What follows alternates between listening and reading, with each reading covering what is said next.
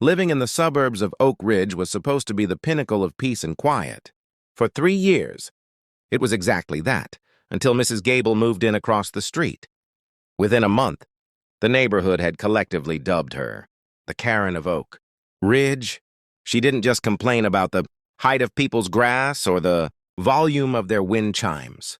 She acted as if the entire cul-de-sac was her personal kingdom, and we were all just unruly subjects.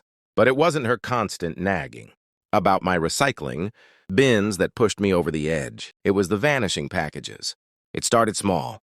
A box of specialized organic light bulbs went missing on a Tuesday. I figured the delivery driver had simply dropped it at the wrong house.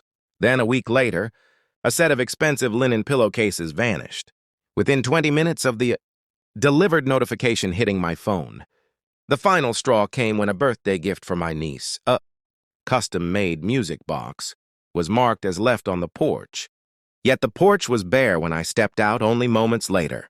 I checked my doorbell camera, but the angle was just high enough to miss the floor of the porch, showing only a blurred shadow darting out of frame. I knew it was her. I'd seen her lingering near my driveway more often than not, clutching her pampered poodle and peering at my mail with an intensity that bordered on pathological. When I confronted her over the fence one afternoon, she didn't even blink. "I haven't seen any packages, dear," she said, her voice dripping with a sickly sweet condescension that made my skin crawl. "Perhaps you should be more responsible and have them held at the post office. This neighborhood is changing, you know. People are so untrustworthy these days." The irony was thick enough to choke on. I knew I needed proof, but more than that, I needed justice. I spent the next 3 nights in my garage, tinkering. I'm a mechanical engineer by trade, and while I usually design valves for industrial cooling systems, I found my skills were surprisingly transferable to the world of petty revenge. I didn't want to hurt her, I'm not a monster, but I wanted her to be marked by her own greed, literally. The trap was a masterpiece of glitter bomb evolution. I took a large, heavy-duty shipping box and weighted it with bricks, so it felt like something substantial, maybe a new kitchen, appliance, or a set of heavy books. Inside, I rigged a pressurized canister filled with industrial-grade, ultra-concentrated blue fabric dye. I coupled it with a motion-activated trigger and a high-pitched alarm. The moment the lid was lifted past a 45-degree angle, the canister would depressurize, creating a fine, inescapable mist of vibrant cobalt blue. "What are you doing in there?" my husband Mark asked, leaning against the garage doorframe on Thursday night. He looked at the mess of wires and the jug of blue dye on my workbench. "I'm setting a trap," I said, my voice steady. "She took the music box, Mark. That was for Lily. I'm done being the nice neighbor." Mark sighed, but he didn't stop me.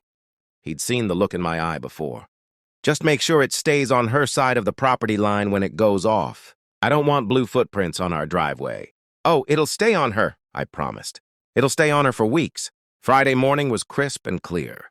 I waited until the mail truck made its usual rounds. Then I walked out and placed the bait right in the center of my porch. I made sure to look around suspiciously, acting as if I were hiding something valuable. From the corner of my eye, I saw Mrs. Gable's sheer curtains flutter in her living room window. The trap was set.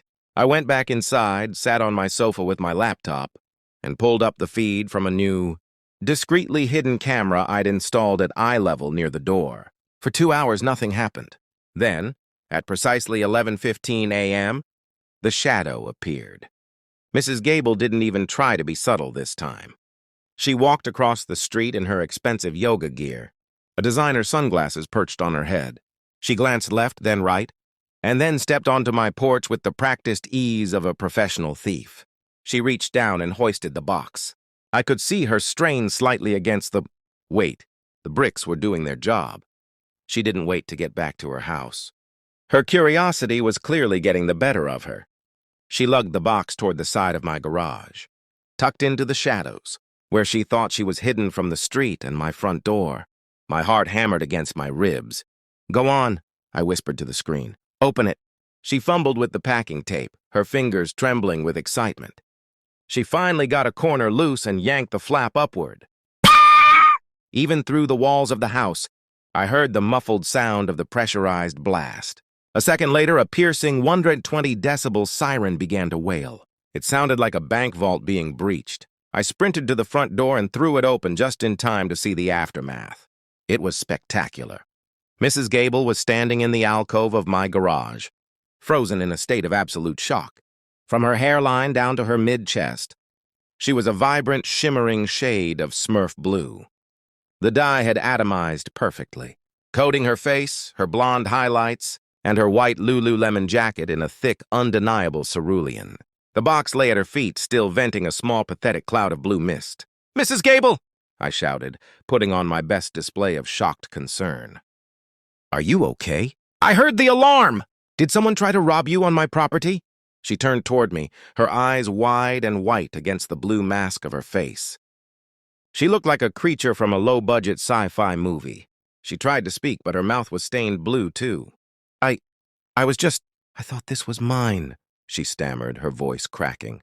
"You thought a box addressed to Sarah Miller, sitting on Sarah Miller's porch, was yours?" I stepped down the stairs, pulling out my phone and hitting the record button. "And why were you opening it behind my garage? That seems like a strange place to check your mail." "It's a mistake!" she shrieked, the blue dye dripping off the tip of her nose and onto her pristine white sneakers. "You did this! This is assault! I'll sue you!" "Actually," I said, my voice turning cold and sharp, "this is a theft deterrent system for my private property. And since you're currently standing on my land, holding my property covered in evidence of your crime, I think the police might have a different perspective on who is the victim here." At the mention of the police, her bravado vanished. She looked down at her hands, which were now stained a deep ink-like navy. She tried to wipe her face with her sleeve, but that only smeared the dye further, turning her forehead into a streaky mess of indigo. "Please," she whispered, the fight suddenly leaving her. "Don't call the police. My husband. He's running for the school board. If this gets out, people will know you've been stealing from your neighbors for months." I finished for her. "I want my niece's music box back, Mrs. Gable. And I want the pillowcases, and the light bulbs, and everything else you've taken from the people on this block." "I don't have them all," she whined, looking like she was about to cry blue tears. I threw some away. I like the thrill of it." "I don't even need the stuff." "The thrill is over," I said. "Go home. Clean yourself up. Though I should warn you, that's industrial dye. It's meant for outdoor canvas. It'll probably take a few weeks to wear off your skin. And if I see you within 10 feet of my porch again, I'm releasing this footage to the neighborhood, Facebook group, and the local news." She didn't say another word. She turned and sprinted, or rather, waddled as fast as she could, back across the street, leaving a trail of faint blue footprints on the asphalt. The next hour was a flurry of activity at the Gable house. I watched from my window as she tried to scrub her driveway with a garden hose. But the dye was stubborn. By the time her husband pulled into the driveway, she was wearing a hooded sweatshirt, pulled tight around her face, and large sunglasses, despite the fact that it was now cloudy. The argument they had in the driveway was legendary, even without hearing the words. The frantic gesturing toward my house told the whole story. Later that evening, there was a tentative knock on my door. It wasn't Mrs. Gable. It was her husband, looking absolutely mortified. He was holding a cardboard box filled with various items. My music box, thankfully unopened, a neighbor's missing gardening shears, and several unopened envelopes addressed to 3 different houses on the street. "I am so incredibly sorry," he said, refusing to meet my eyes. She has a problem. We're getting her help. Please, just keep the video private." "We're moving." "Moving?" I asked, surprised. "We were already thinking about it," he sighed. "But after today, she can't show her face here. Literally, she's currently in the bathtub with a bottle of bleach and she's still blue. I think the dog is blue too." I felt a small pang of guilt. But then I looked at the music box in his hands, the gift I had worked so hard to find for my niece, and the guilt evaporated. As long as the stealing stops and the neighbors get their things back, I have no reason to post anything. The Gables were gone within the month. A professional cleaning crew spent 3 days trying to get the blue stains off. Their front porch and the interior of their foyer, but a faint, ghostly tint remained on the concrete. The neighborhood returned to its peaceful state. But with a new sense of camaraderie, we had a reclamation party where everyone came over to claim their lost items from the box the husband had returned. I became something of a local hero, though I made sure to dismantle the trap. I didn't need it anymore. A few weeks later, I was scrolling through a regional community forum when I saw a post from a town 3 hours away. Someone was complaining about a new neighbor who was constantly reporting people for having the wrong shade of white on their shutters. The poster had included a grainy photo of a woman walking a poodle. Even in the low-resolution image, I could see it, a faint, lingering tint of blue around her hairline, like a permanent halo of her own making. I smiled and closed my laptop. Some people never change, but at least now everyone would see her coming. I walked out onto my porch, picked up a newly delivered package of coffee beans, and took a deep breath of the fresh, quiet air. The Karen was gone, the music box was in the mail to my niece, and my porch was finally truly mine again.